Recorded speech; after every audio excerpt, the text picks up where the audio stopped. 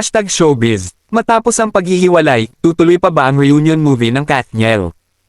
Ni MJ Felipe, ABS-CBN News. Nailathala noong ika-10 ng Disyembre taong 2023 11:49 PM PHT. Matapos ang pagkumpirma ng kanilang paghihiwalay, nagtatanong ang mga tagahanga ng ex-couple na sina Catherine Bernardo at Daniel Padilla kung matutuloy pa ba ang kanilang reunion movie.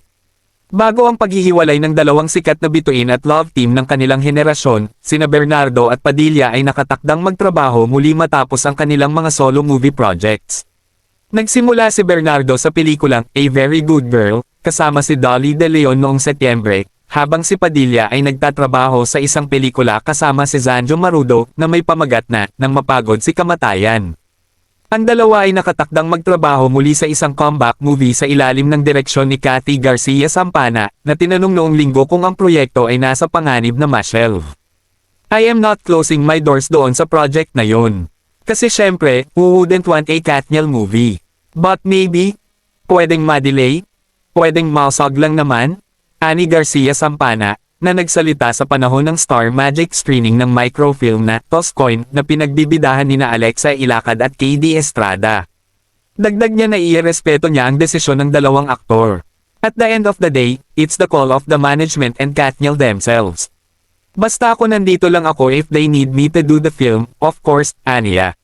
Naitala na ni Garcia Sampana noong Disyembre taong 2022 na may bagong pelikula na ginagawa nina Bernardo at Padilla, na ayon sa kanya ay very different sa kanilang mga nakaraang pelikula. Katulad ng iba, nagulat si Garcia Sampana nang lumabas ang balita tungkol sa paghihiwalay ng dalawa. Wala namang hindi malulungkot, ganun naman ang relationship, I mean I do love stories. So I know may mga ganyang moments, aniya. Si Garcia Sampana ay nagtrabaho ng malapit kay Bernardo at Padilla sa maraming pelikula. Sila rin ay isa sa ilang mga bituin na imbitado sa kanyang kasal noong Mayo. Tayo ay maaaring umasa sa pinakamabuti. Basta ako, mahal ko si Catherine. Mahal ko si Daniel. Sa katunayan, iyon ang mensahe ko sa kanila. Matapos ang nabalitaan ko, nagsabi ako kay Catherine at Daniel na mahal ko kayo. Hindi naman sila sumagot. Alam kong natanggap nila, at alam kong medyo marami nang iniisip, kaya ayoko nang sumabay pa, aniya.